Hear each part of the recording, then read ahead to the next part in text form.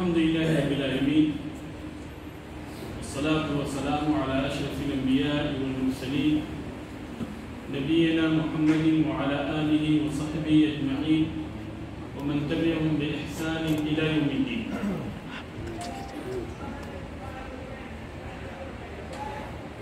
پچھلے درس میں نبی کریم صلی اللہ علیہ وسلم کی ایک عظیم ترین حدیث سے متعلق گفتگو ہوئی تھی جس کا تعلق نیت سے تھا. آج کی اس درس میں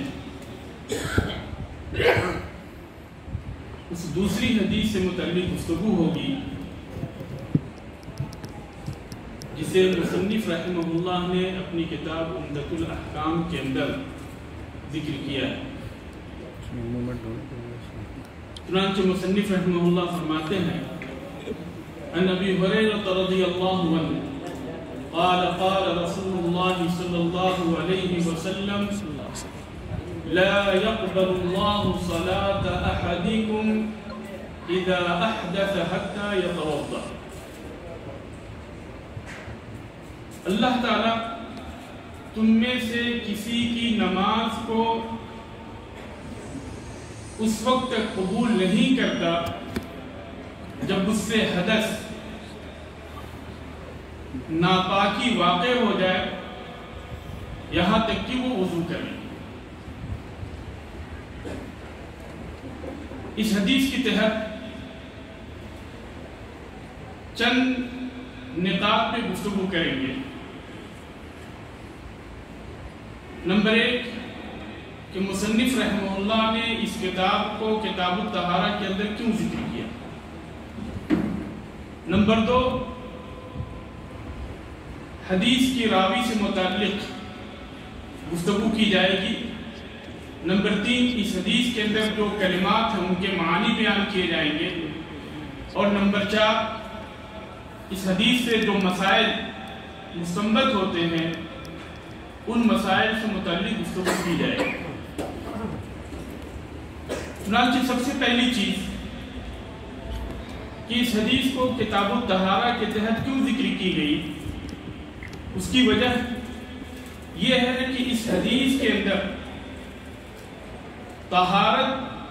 کے واجب اور فرض ہونے کی دلیل ہے.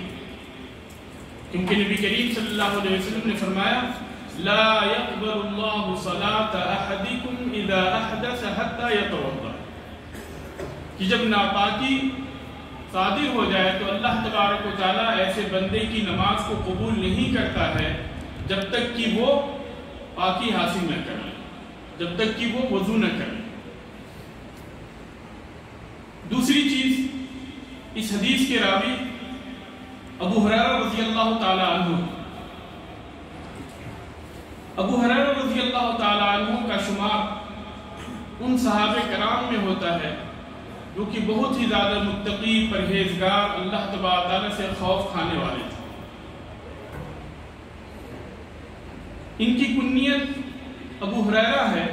اور کنیت کی وجہ یہ ہے, ہر آپ کو معلوم ہے, ہر کہتے ہیں بلی. ابو ہریرہ رضی اللہ تعالی عنہ بلی سے بہت ہی زیادہ محبت کرتے تھے, ہمیشہ جو ہے بلی کو اپنے ساتھ رکھا کرتے تھے. اس لیے نبی کریم صلی اللہ علیہ وسلم نے ان کو کہا یا ابا ہر. چنانچہ یہ ان کی کنیت ہوگی. ان کے نام کے بارے میں محدثین کے ہاں بہت ہی زیادہ اختلاف ہے. تقریباً 30 سے زیادہ اقوال ان کے نام کے بارے میں ذکر کیے گئے. ابن عبد البر رحمہ اللہ نے تقریباً 20 قول ذکر کیے, لیکن اکثر علماء کرام نے یہ کہا ہے, اس چیز کو راجح کیا ہے کہ ان کا نام عبد الرحمن ابن صخر تھا. یہ ان صحابہ کرام میں سے ہیں جنہوں نے بعد میں اسلام قبول کیا. جب نبی کریم صلی اللہ علیہ وسلم کے بارے میں ان کو خبر ہوئی تو خیبر کے سال, جس سال خیبر فتح ہوا, اس سال جو ہے یہ جب نبی کریم صلی اللہ علیہ وسلم خیبر نکل گئے تھے تو یہ مدینہ پہنچے. جب مدینہ پہنچے تو پتہ چلا کہ نبی کریم صلی اللہ علیہ وسلم خیبر کے لیے نکل گئے ہیں, تو انہوں نے مدینے کے اندر نبی کریم صلی اللہ علیہ وسلم کے آنے کا انتظار نہیں کیا، بلکہ خیبر پہنچ گئے اور وہاں پہ جا کر انہوں نے نبی کریم صلی اللہ علیہ وسلم کے ہاتھ پہ اسلام قبول کیا۔ پھر اس کے بعد نبی کریم صلی اللہ علیہ وسلم کی صحبت کو انہوں نے لازم پکڑ لی، یہاں تک کہ بھوکے اور پیاسے رہتے تھے، ہر طرح کی پریشانیوں کو برداشت کرتے تھے، لیکن کبھی بھی نبی کریم صلی اللہ علیہ وسلم سے جدا نہیں ہوتے تھے۔ نبی کریم صلی اللہ علیہ وسلم نے ان کے لیے دعا کی، اور دعا کئی موقع پہ کی۔ نبی کریم صلی اللہ علیہ وسلم کے پاس ایک مرتبہ یہ روتے ہوئے آیا، انہوں نے کہا کہ اللہ کے رسول، میری ماں جو ہے آپ کو بہت ہی زیادہ گالی دیا کرتی ہے، اس لیے آپ اللہ تبارک تعالیٰ سے دعا کیجئے کہ اللہ تبارک و تعالیٰ اس کے دل کے اندر اسلام داخل کر دے۔ چنانچہ نبی کریم صلی اللہ علیہ وسلم نے ان کی والدہ کے لیے دعا کی، اور اللہ تبارک تعالیٰ نے دعا کو قبول فرمائی، اور اس طرح سے ان کی والدہ دین اسلام کے اندر داخل ہو۔ پھر ہمارے خوشی کے نبی کریم صلی اللہ علیہ وسلم کے پاس آئے اور آ کر انہوں نے بیان کیا کہ اللہ کے رسول، میری والدہ اسلام قبول کر لی ہے۔ چنانچہ نبی کریم صلی اللہ علیہ وسلم نے ان کی اور والدہ کے لیے مغفرت کی دعا فرمائی، اور یہ بھی دعا کی کہ اللہ تبارک و تعالیٰ تو ابو ہریرہ کو مومنوں کے دلوں کے اندر محبوب بنا دے۔ اللہ تبارک تعالیٰ تو ابو ہریرہ کو مومنوں کے دلوں کے اندر محبوب بنا دے۔ چنانچہ آج جو مومن ہیں وہ ابو ہریرہ سے محبت کرتے ہیں، اور جو منافق ہیں وہ ابو ہریرہ سے بغض و حسد کرتے ہیں رضی اللہ عنہ۔ ابو ہریرہ رضی اللہ تعالیٰ عنہ حافظ الصحابہ قرار پائے، ان کا لقب حافظ الصحابہ ہے، یعنی صحابہ کرام کے اندر سب سے زیادہ حدیثوں کو حفظ کرنے والے، سب سے زیادہ نبی کریم صلی اللہ علیہ وسلم سے جنہوں نے حدیثیں روایت کی ہیں، ان میں سے ابو ہریرہ رضی اللہ تعالیٰ عنہ سب سے پہلے نمبر پہ۔ اور ابو ہریرہ رضی اللہ تعالیٰ عنہ کی وفات 57 ہجری کے اندر یا 59 ہجری کے اندر ہوئی، اور بقیع الغرقد کے اندر ان کو دفن کیا گیا۔ ابو ہریرہ رضی اللہ تعالیٰ عنہ کہتے ہیں لا يقبل اللہ صلاة احدکم اذا احدث حتى يتوضا۔ لا يقبل، لا يقبل کا کیا معنی ہے؟ قبول جو ہے یہ رضا کے قبول جو ہے یہ رد کے اپوزٹ، قبول جو ہے یہ رد کے اپوزٹ ہے۔ لا يقبل کا مطلب ہوا کہ اللہ تبارک تعالیٰ رد کر دیتا ہے، اسے قبول نہیں کرتا۔ لا يقبل اللہ صلاة احدکم، اور شریعت کے اندر قبول کا مطلب ہے صحت اور اجزاء کے، یعنی اس کی نماز صحیح نہیں ہوتی، اس کی نماز کافی نہیں ہوتی، جو باوضو نہیں ہوتا۔ اور دوسرا معنی قبول کا شریعت کے اندر جو دوسرا معنی ہے وہ ہے کہ عبادت کی وجہ سے جو ثواب حاصل ہوتا ہے بندے کو، وہ ثواب قبول کا مطلب ہوتا ہے۔ یہاں پہ اس حدیث کے اندر قبول کا جو معنی ہے وہ صحت اور اجزاء کے معنی میں ہے، کہ اس بندے کی نماز صحیح نہیں ہوتی ہے جو بندہ وضو کے بغیر نماز پڑھتا ہے، ناپاکی کی حالت میں جو نماز پڑھتا ہے اس کی نماز قبول نہیں ہوتی، یعنی جو بندہ ناپاک ہے جب تک وہ پاکی حاصل نہ کر لے اس وقت تک اس کی نماز قبول نہیں ہوتی۔ اور اگر اللہ تبارک و تعالیٰ اس نماز کو قبول کر لے، اس عبادت کو قبول کر لے اور اس پر اجر و ثواب عطا کرے تو یہ سب سے بڑی بات ہے۔ بندہ عبادت اسی لیے کرتا ہی ہے تاکہ اللہ تبارک و تعالیٰ اس کی عبادت کو قبول کرے اور اس پر اسے ثواب عطا کرے۔ اور اسی چیز کو اللہ تبارک و تعالیٰ نے فرمایا انما یتقبل اللہ من المتقین، کہ اللہ تبارک و تعالیٰ متقیوں سے، پرہیزگاروں سے ان کے عمل کو، ان کی عبادت کو قبول کرتا ہے۔ کہتے ہیں لا يقبل اللہ صلاة احدکم اذا احدث، صلاة احدکم اذا احدث، اذا احدث یعنی وقع منه الحدث، کہ اس انسان سے ناپاکی صادر ہو جائے۔ اور یہاں حدث سے مراد حدث اصغر اور حدث اصغر یعنی دونوں چیزیں ہیں، لیکن اس حدیث کے اندر حدث سے مراد حدث اصغر ہے، کیونکہ پاکی کے لیے نبی کریم صلی اللہ علیہ وسلم نے وضو کا تذکرہ کیا۔ اگر حدث اکبر مراد ہوتا تو پھر ایسی صورت میں اس کے لیے غسل لازم ہوتا۔ اس لیے یہاں پہ حدیث کے اندر جو مراد ہے وہ حدث اصغر، کہ بندے سے جب ناپاکی صادر ہو جائے تو پھر ایسی صورت میں جب تک وہ وضو نہیں کر لیتا ہے اس وقت تک اس کی نماز قبول نہیں ہوتی۔ اور یہ حدث کیا ہے؟ حدث ہے جیسے پیشاب، پاخانہ، ہوا کا خارج ہونا، یہ ساری کی ساری چیزیں حدث کے اندر شمار ہوتی ہیں۔ اور اسی طریقے سے حدث کے حکم کے اندر وہ بھی ہے جس سے کہ انسان کا وضو ٹوٹ جاتا ہے، جیسے کہ گہری نیند، کہ اگر بندہ گہری نیند سو جائے تو پھر ایسی صورت میں اس سے بھی اس کا وضو ٹوٹ جاتا ہے اور اس وقت تک اس کی نماز قبول نہیں ہوگی جب تک کہ وہ وضو نہ کرے۔ نبی کریم صلی اللہ علیہ وسلم نے فرمایا لا يقبل اللہ صلاة احد، یہاں پہ صلاۃ کیا ہے؟ نکرہ ہے۔ نبی کا قاعدہ ہے کہ صلاۃ یعنی کسی خاص صلاۃ کا نبی کریم صلی اللہ علیہ وسلم نے تذکرہ نہیں کیا ہے، کسی خاص نماز کا تذکرہ نہیں کیا ہے، بلکہ نبی کریم صلی اللہ علیہ وسلم نے عام نماز کا تذکرہ کیا۔ صلاۃ احدکم، ان میں سے کسی کی بھی نماز ہو، وہ کوئی بھی نماز ہو، چاہے وہ فرض نماز ہو، چاہے وہ نفل نماز ہو، ساری نمازوں کے لیے وضو شرط ہے، طہارت شرط ہے۔ اور اس حدیث سے علماء کرام نے یہ بھی استدلال کیا کہ جنازے کی نماز کے لیے بھی طہارت شرط ہے، جنازے کی نماز کے لیے بھی طہارت شرط ہے۔ اور یہی جمہور کا مسلک ہے،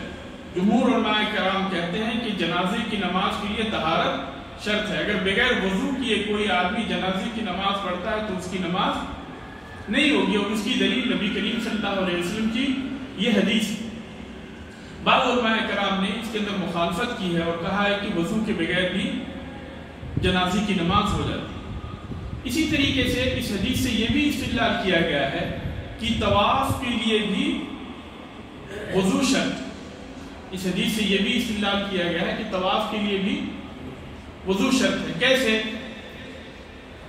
اس لیے کہ نبی کریم صلی اللہ علیہ وسلم نے ایک حدیث کے اندر طواف بالبیت کو نماز کہا ہے، صلاۃ کہا ہے، الطواف بالبیت صلاۃ، کہ بیت اللہ کا طواف کرنا صلاۃ ہے، نماز۔ تو صلاۃ کے لیے جس طرح سے دوسری نمازوں کے لیے صلاۃ کے لیے جو ہے وضو فرض ہے، واجب ہے، اسی طریقے سے بیت اللہ کے طواف کے لیے بھی وضو شرط۔ اور دوسری دلیل بیت اللہ کے طواف کے لیے طہارت شرط ہونے کی دوسری دلیل جو ہے عائشہ رضی اللہ تعالی عنہ کی حدیث، عائشہ رضی اللہ تعالی عنہ کا واقعہ ہے۔ وہ واقعہ تقریباً سارے لوگ جانتے ہیں کہ جب عائشہ رضی اللہ تعالی عنہ حج کے موقع پہ مکہ پہنچی تو طواف کرنے سے پہلے وہ ناپاک ہو گئی، طواف کرنے سے پہلے وہ ناپاک ہو گئی، تو نبی کریم صلی اللہ علیہ وسلم نے انہیں حکم دیا افعلی ما یفعل الحاج غیر الا تطوفی بالبیت، کہ حاجی جو بھی عمل کر رہے ہیں وہ سارے کے سارے اعمال کرو لیکن بیت اللہ کا طواف مت کرنا۔ لہذا اس حدیث سے یہ بات ثابت ہوتی ہے کہ بیت اللہ کے طواف کے لیے وضو شرط ہے، طہارت شرط ہے۔ نبی کریم صلی اللہ علیہ وسلم نے فرمایا حتی یتوضا، یہاں تک کہ وضو کر لے۔ وضو کا کیا مطلب ہوتا ہے؟ وضو کا مطلب جو ہے یہ وضاء سے ہے، جس کا معنی حسن و جمال کے، وضو جو ہے وضاء سے ہے جس کا معنی حسن و جمال کے۔ اور دراصل ایسا ہوگا بھی کہ قیامت کے دن نبی کریم صلی اللہ علیہ وسلم کی امتی اپنے وضو کی وجہ سے پہچانے جائیں گے، کیونکہ ان کا چہرہ اور ان کے آثار وجود چمک رہے ہیں۔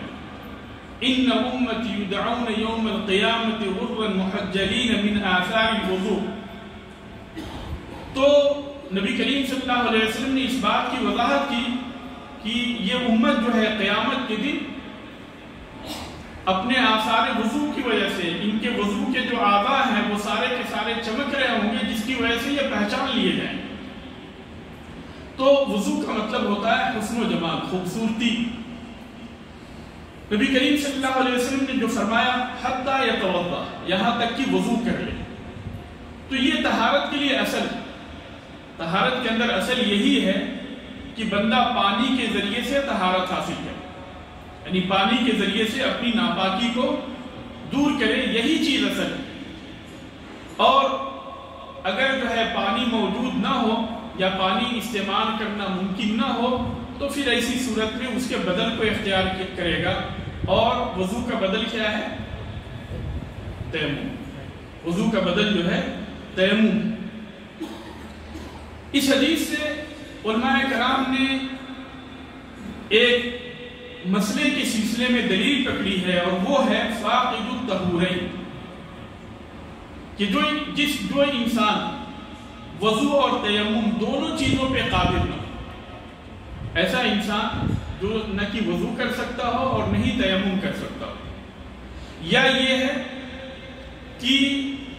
وہ ایسی جگہ پہ ہے جہاں پہ نہ تو پانی ہے اور نہیں مٹی ہے، یا یہ ہے کہ وہ کہیں پہ قید ہے جس کی وجہ سے نہ تو وہ وضو کر سکتا ہے اور نہیں تیمم کر سکتا ہے، یا یہ ہے کہ دشمن اس کو دھمکی دے رہے ہوں کہ اگر تم وضو یا تیمم کچھ بھی کرتے ہو تو پھر ایسی صورت میں میں تمہیں قتل کر دوں گا۔ تو ایسی صورت میں بندے کی نماز کس طریقے سے ادا، وہ بندہ جو ہے اپنی نماز کو کس طریقے سے ادا کرے، اس کے اوپر نماز فرض ہے یا نہیں ہے، وہ نماز پڑھے گا یا نہیں پڑھے گا، کس طریقے سے وہ نماز پڑھے گا۔ سبحان اللہ۔ چنانچہ کچھ علماء کرام یہ کہتے ہیں کہ وہ اسی حالت میں نماز پڑھے گا، اور اگر بعد میں پانی مل جائے تو نماز کی اعادہ نہیں کرے گا، قضا نہیں کرے گا، اسی حالت میں نماز پڑھے گا، اور اگر بعد میں پانی مل جائے تو نماز کی قضا نہیں کرے گا۔ دوسرا قول یہ ہے کہ یصلی و یعید، کہ اسی حالت میں ناپاکی کی حالت میں نماز پڑھے گا، پھر بعد میں جب پانی مل جائے گا تو نماز کی قضا کرے گا، اس نماز کو دوبارہ دہرائے گا۔ تیسرا قول ہے کہ لا یصلی ولا یقضی، نہ تو وہ نماز پڑھے گا اور نہیں قضا کرے گا، نہ تو نماز پڑھے گا اور نہیں قضا کرے گا۔ اور چوتھا قول ہے کہ لا یصلی و یقضی، کہ نماز ابھی نہیں پڑھے گا لیکن بعد میں جب پانی مل جائے یا یہ ہے کہ مٹی مل جائے تو پھر ایسی صورت میں بعد میں اس نماز کی قضا کرے گا۔ لیکن ان سارے اقوال میں صحیح قول یہ ہے کہ نماز پڑھے گا اور اس نماز کی قضا نہیں کرے گا۔ اس کی دلیل کیا ہے؟ اس کی دلیل عائشہ رضی اللہ تعالی عنہ کا وہ واقعہ ہے کہ جب نبی کریم صلی اللہ علیہ وسلم غزوہ ذات السلاسل کے اندر گئے، اس غزوے کے اندر جب نبی کریم صلی اللہ علیہ وسلم گئے، اور ایک جگہ تھی ذات الجیش،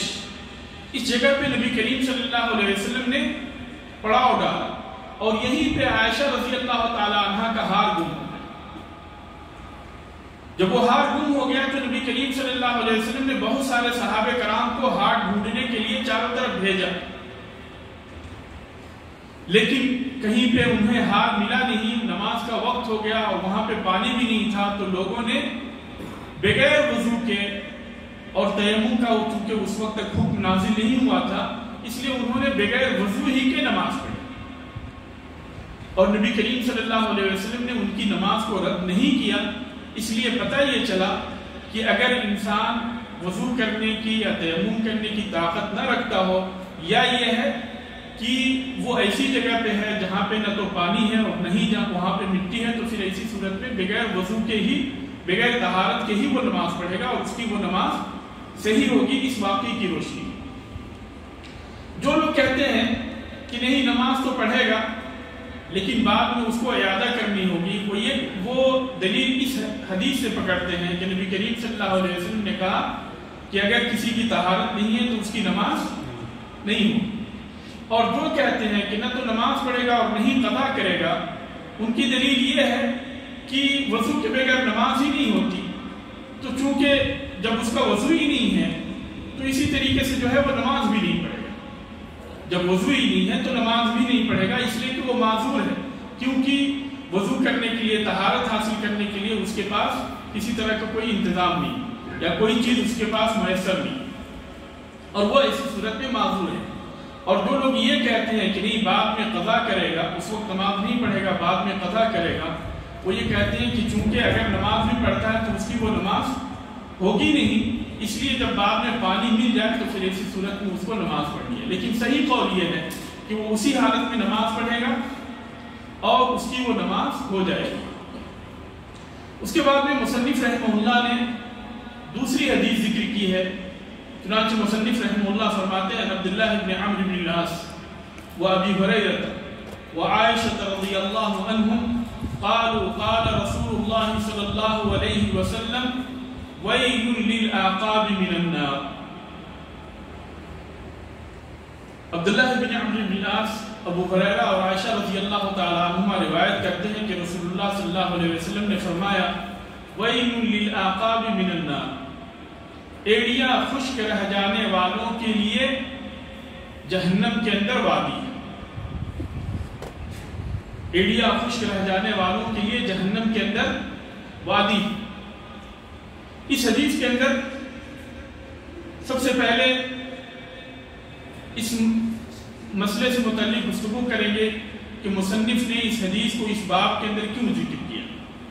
پھر اس کے بعد میں جو حدیث کے روات ہیں ان سے متعلق گفتگو کی جائے گی، پھر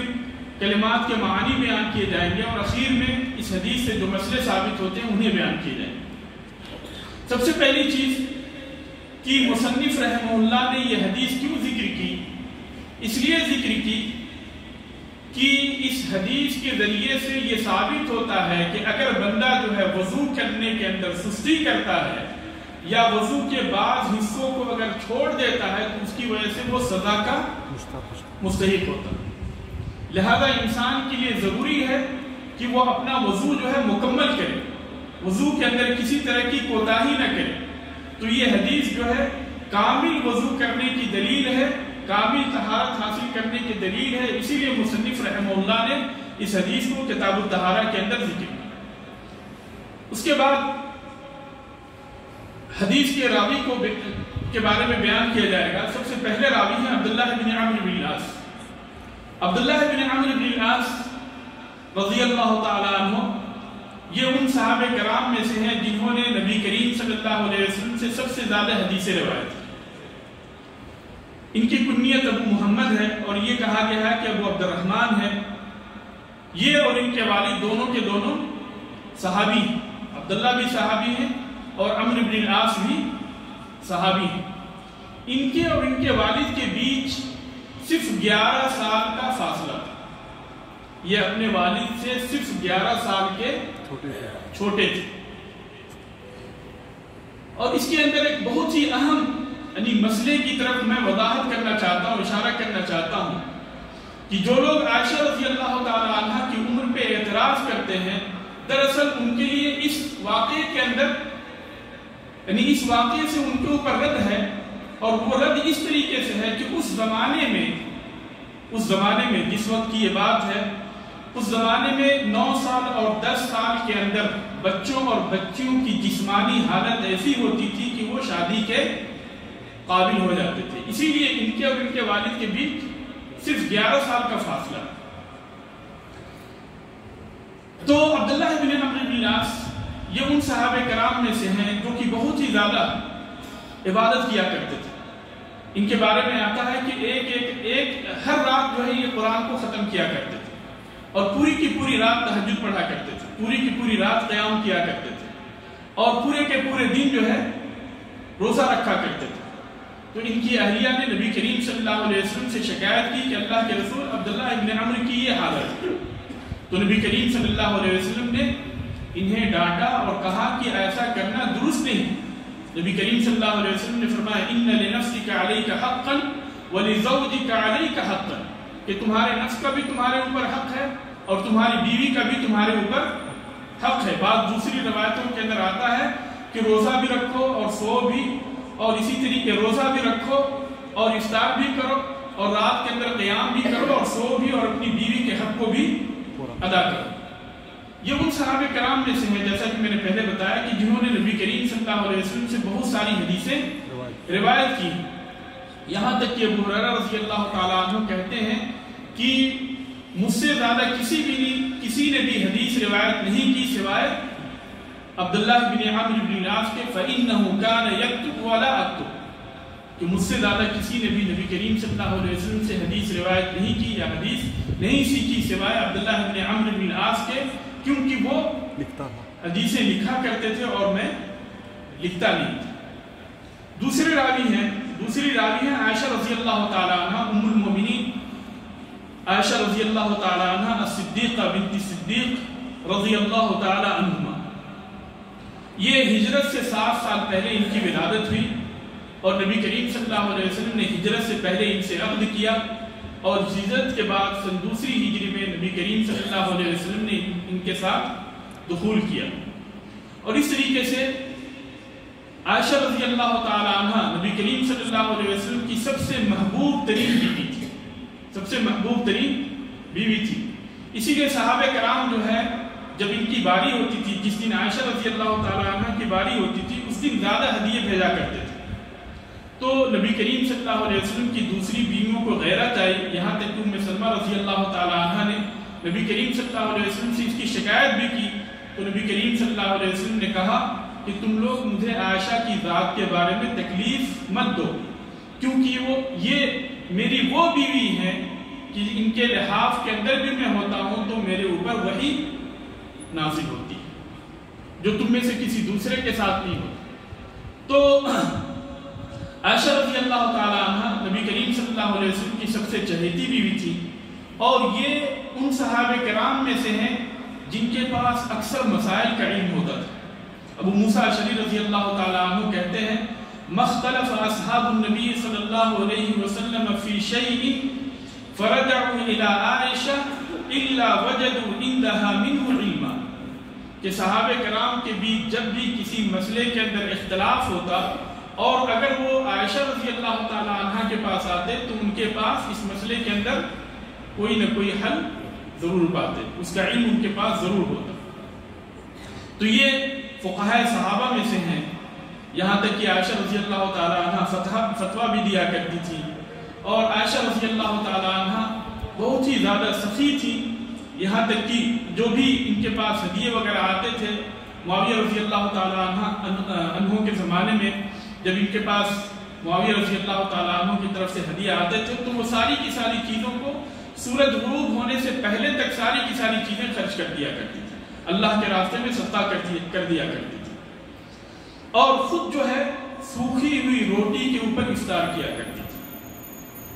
اللہ تبارک و تعالیٰ ان کے مقام کو بلند عطا فرمائے،